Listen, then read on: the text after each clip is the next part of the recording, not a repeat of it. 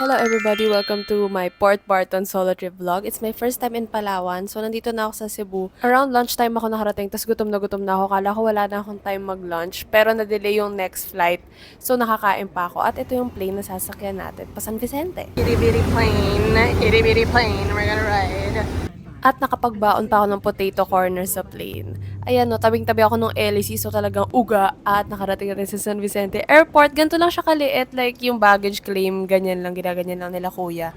At sumakay na ako ng tuk-tuk papunta sa mismong Port Barton, which is like 2 hours away from the airport. And kasabay ko isang German couple. Si kuya ang daming kwento kung bakit matagtag pa din dahil daw kinurakot ng munisipyo yung pampagawa.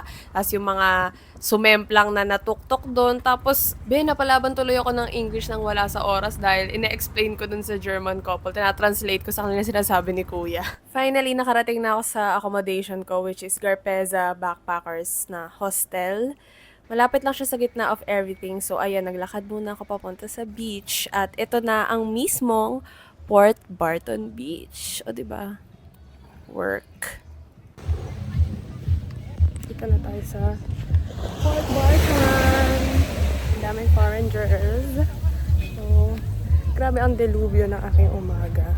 Kala ko di ako makakasakay dun sa plane pa Cebu. Tapos, kala ko di ako aabot sa connecting flight pa San Vicente. Tapos na-delay. Both na-delay. So, parang pero andito na sa wakas. Now we're gonna just explore. Punta tayo sa Barton Bistro. Ay, ang daming tao. Oh my gosh. Mag-ingat kayo sa jellyfish sa mismong Port Barton Beach. Hindi masyadong nililiguan doon dahil nga dito. So, chill lang muna tayo. Ano, tara?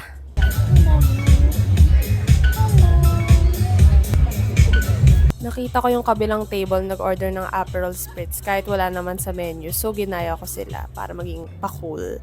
So, dapat sunset watching ito kaso cloudy. Kuya, pansinin niyo ako. Nagutom na ako, kuya. Anyway, after ko magtawag ng 3 different servers, ayan, dumating na ang aking order, which is the tuna tostada. So, raw tuna siya with mango on top, which is masarap, fresh siya. Pero di ko akalain ang magiging effect nito sa akin. Wow, rhyming. Pero ayun, yung French lady na katabi ko, sabi niya, "Is that the tuna ceviche?" So sabi ko, "Oh, it's the tuna tostada." Apaka-arte!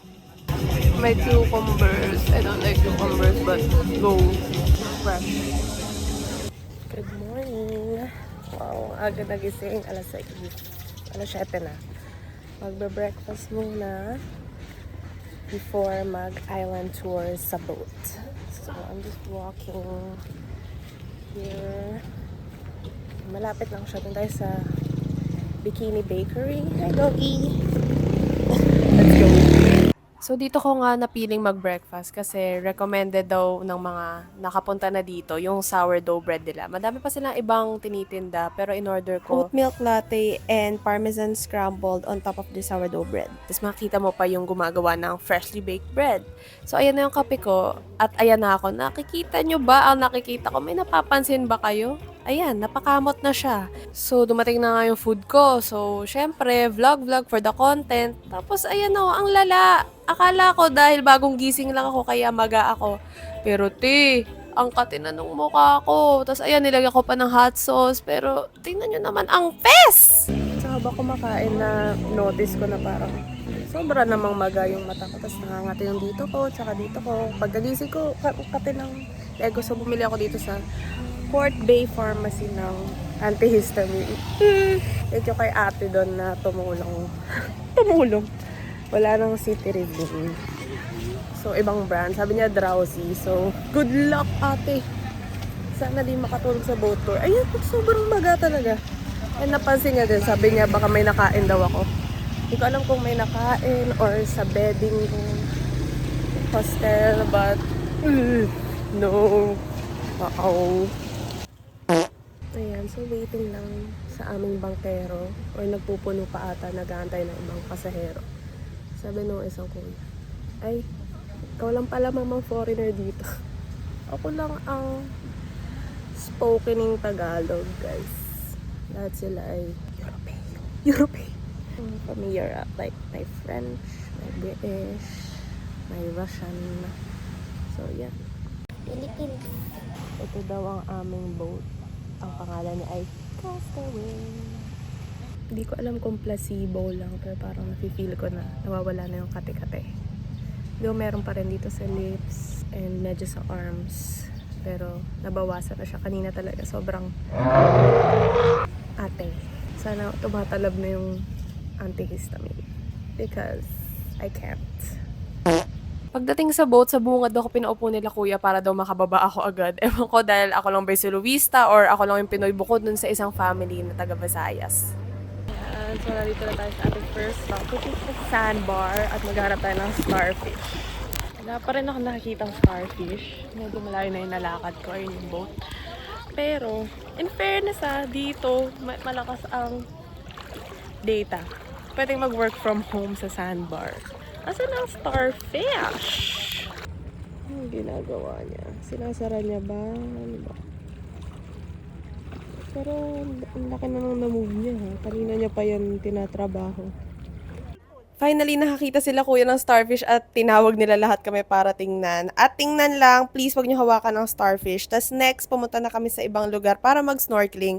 Which is for me the best part dahil, oh my God, nakapag-swimming ako with a pawikan so close. Wala akong copy ng video dahil di ako binigyan ni kuya. Eme-eme na lang itong mga video ko. Tapos after that, pumunta na kami sa isang island pa para pangpahinga. Bumili ako ng buko habang nagluluto sila kuya ng aming lunch. Kasama na to sa package.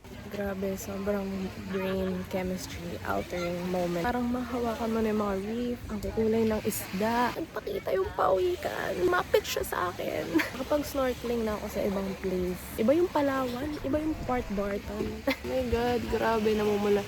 May allergy talagang nangyari. Oh no, something's happening. Ganyan na lang. Di natatanggalin. And of course, nakipagkaibigan ako sa isang local dog. Parang ang saya maging beach dog talaga. Ayan o, ang babait nila. At ito na nga ang exciting part, ang aming boodle fight na pinrepair nila kuya. Bias ko yung pansit. Ang sarap guys. Kaon. Next, snorkeling part 2 kung saan nakita namin si Nemo. Wala naman akong clip. Ito naman daw ang Long Beach. Long Paradise pala. Mali-mali. Ulit. Ito daw ang Long Paradise. Ang paradise. Ayan, nag-hi pa si Chikiting na kasama namin sa boat. Yun na yung huling destination. Bumalik na kami sa Port Barton. And that ends our boat tour / island hopping. Bumalik talaga ako dito para lang video nito. Unfortunately, walang hair dryer sa hostel, so dala-dala ko yan. Nagpatuyo na ako ng buhok. And here's a mini tour of the hostel. Dito yung CR, may lababo. Tapos dito parang common area kung saan ako nagpatuyo ng buhok. And then dito naman yung rooms ng mixed dorm na 10 ata yung beds. Okay, so pagpasok dyan, ganito yung itsura ng dividers. Tapos isa-isang bed yan. Tapos meron kayong kanya-kanyang lockers sa tapat. So, ganito ang itsura niya ng malinis. So, di na para ipakita yung gulo ng kama ko.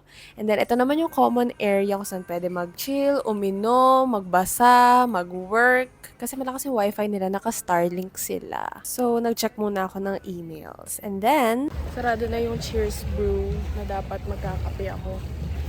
So, naglalakad-lakad lang ako sa beach. Naghanap ng anong trip. Medyo nawala na yung maga, pero may kati pa din ng konti. After dinner ako inom ulit ng gamot. Ano bang aberya ito? Next sa pinunteriya, ang banana bread slice na 10 pesos lang isa. Taste test. Sarap nga. Isa pa ako. Ang sarap niya, bumili pa ako ng isa. 10 pesos. Sarap. Then, pinaresan ko siya ng kape from La Santa. Pares, naubos na yung banana bread. Anyway, mas cinnamon yung latte nila, so I liked it. Outfit change. Dahil pupunta tayo sa gym. Napaka naman, may allergic reaction na mag-gym pa. Pero, go. Dahil nagbaon talaga ako ng damit for this. So, para naman di masayang sa bagahe, di ba? Ito na siya. Nawala pa ako. Sobrang dilim na dun. Sabi ko, oh my God, nawawala na ako. May lilikuan pala. Oh my gosh. Okay. Very bakal gym yung atake niya. Open, presko. Tapos may mga nakasabay din ako ng mga turista din ata. Kasi may day rate sila. And then, calorie deposit naman for dinner dito sa MGM Food House. Nag-mango shake ako. Of course, kailangan ko mag-mango shake dahil nasa isang isla ko. Nice. Sabay ganito yung dinner. Chicken katsu. May umupo sa tabi ko. Ang hingi ng food. Hi. Huwag mo ako kalmutin. Kita ba? Hindi yan dumi. Stars yan. Ang linaw. Hindi ko lang alam kung kita. Anyway, pauwi na ako. Naliligo na ako. Ay, may tao sa lounge. Friday kasi. Good morning! Ang fantasy natin today ay mag-yoga tayo sa isla. Nahanap ko kagabi na may yoga class pala sa ibang gym. May ibang gym pala. So, ayan, mag-yoga tayo. Nag-contemplate pa ako. Ang tagal ko pa bumangon. Kasi parang antok na antok pa ako. Pero, because sige, for the content, for the fantasy. So, ayan, lalakad tayo papuntang Primal Fitness. Kahapon Jungle Fitness, ngayon naman Primal. I think ako pa lang ang nandito. 7:35 na, 10 minutes before class. Puno na daw. Pero nag-message kasi ako kagabi sa Instagram ng gym, sabi lang punta lang daw. Kaya naman sinabing need ng register or puno na. So, pinayagan ako ni ate. Thank you, ate.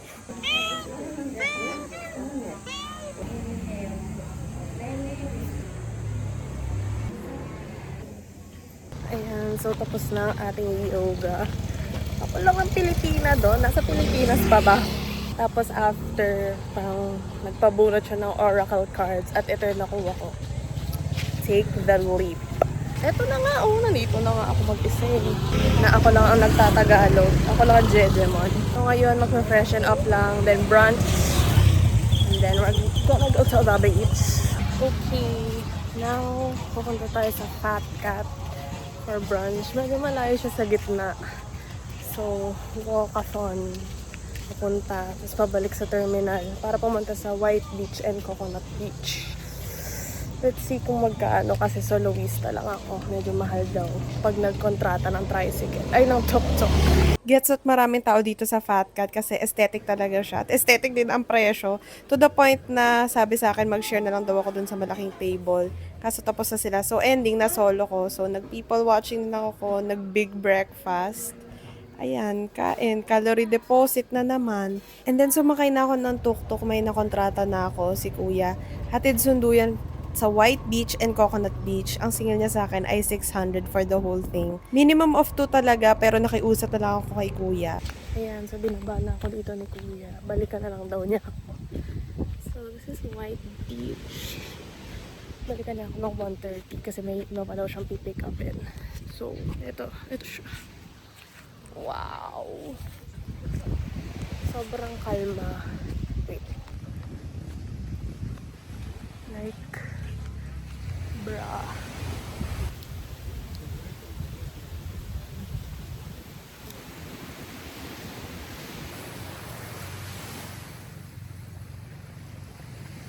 May babaeng sumigaw bigla kasi habang nasa-sunbathing siya, dinilaan siya ng kambing.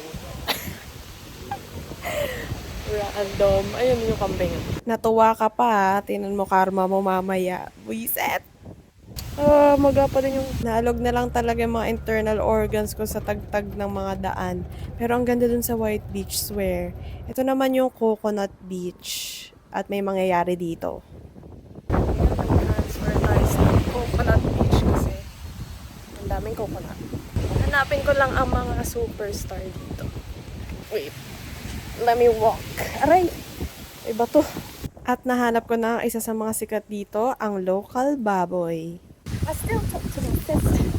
Nagsariling sikap video ako nung si ate na tumatapos sa shore tapos umiiwas.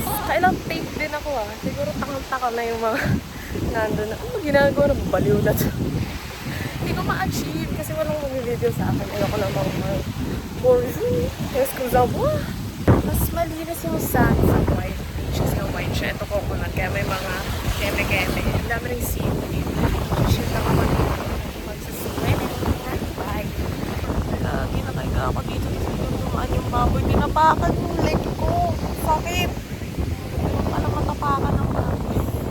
Well, another one added experience. Matapakan ng baboy. Tapakan na ng baboy. I can't make this up. Kaya pala, masama ang pork side. Ito napansin na may paparating na baboy, natapakan yung leg ko. Ang sakit. Tapos inamoy-amoy niya yung bag ko kung may pagkain siguro. Kaya na-disappoint siya kasi wala. Grabe naman, ang sakit. Ayan yung baboy ngayon. Naglalakad sa likod. Hi guys, nakaligo na ako ulit. At ang next agenda / fantasy ay magpamasahe by the beach. Hindi ko alam kung paano gagawin ng staff kasi open talaga siya. Hindi ko alam kung ano ba, maghuhubad ba ako doon? Ano ba to? Malalaman natin in a while. So, let's go. Bale, sa dalampasigan talaga siya, te. Ganon. So, ayun, nakatulog ako. Ganon nga ang setup ay may 8 beds doon. Tapos, nakahubad kayo din. Pero may towel naman. So, sarap ng masahe. Hi! Relaxing. Medyo maririnig mo naman yung waves, pero may tugs-tugs kasi sa... Ayun, naririnig. Tugs-tugs. Pero okay lang, relaxing pa rin. Nakatulog ako. Oh my God, magapo din yung mukha ako. Ano ba itong allergy na ito? Anyway, hindi pa ako makapag-decide kung saan ako kakain. Pero tingnan niyo yung eksena sa likod. Sobrang cute. May 3 or 4 na kids nakikipag-usap dun sa girl na foreigner. Sobrang cute nila. Gusto ko ng gelato for dessert pero hindi ko pa alam ang aking dinner. So nakaupo lang ako dito sa buhangin. Sana naman wala nang baboy na tatapak sa akin. Last night sa Port Barton. I'm gonna miss this place. Wow! Pag ganyan talaga itsura mo after a massage, you know na masarap. Ito na ang aking desisyon. Pasta sa sisip. I ordered yung rigatoni nila with red sauce and eggplants, which is not my usual pasta order, pero tinry ko na para maiba. At hindi ako nagkamali ng pinili. Happy siya. For dessert. Sorry ang tsaka ng vid kasi ang lamig ng freezer nila. Pero yan yung iba't ibang flavors. Ang pinili ko yung Biscoff. Tasty. Then, tumambay lang ako sa common area. Tapos nakakita pa kami ng, ano ba to, introvert na toko. Di ako sure kasi di siya nagme-make ng sound. Good morning. Alas 10 na. Medyo late tayong bumaba dahil naligo na ako. Inayos ko na lang maleta ko kasi 12 noon ang check-out. At nagkontratahan kami ni Kuya kahapon, yung tuk-tuk na naghatid sa akin sa beach. Na siya na rin maghatid sa akin sa airport. So, brunch na and coffee last before I leave Port Barton. So, ang fantasy natin today ay mag-smoothie bowl sa may beach. Kahit nakasapatos na at go, laban. And then, coffee dun sa Cheers Brew. Sobrang mood. I love it. Ito. At ang fruits daw na available ay apple, banana, and mango. Oops! Never mind. Ubos na daw ang yogurt. So, lipat na tayo sa Bikini Bakery kasi diba doon tayo nag-breakfast no isang araw. And I heard masarap daw yung granola bowl nila. And sabi sa Google nga sarado sila pero nadaanan ko kanina bukas naman. So, doon lang tayo lipat kasi gusto ko talaga ng fruit. Sayang naman. Yun na ang last view ko sa beach. Tada! Kapag nahalo may saging, mango, and pinya. Healthy, wow, love it. Masarap naman siya, pero I think mas marami yung ratio ng pinya, kaya medyo naumay na ako towards the end. Di ko na siya naubos. So, lumipat na ako sa Cheers Brew for coffee. Kung wala ka pang ma-post sa IG at this point in your trip, dito bawat sulok may pwede ka ma-post. Nakakatawa tong combo na to, but whatever. Ayan, ang dami memorabilia. Tapos, bawal sapatos sa loob. And then, I ordered an ube latte na nagustuhan ko kasi masarap siya.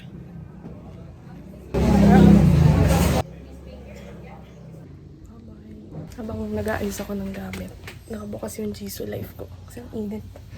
Sabi ng roomie ko, yung katabi.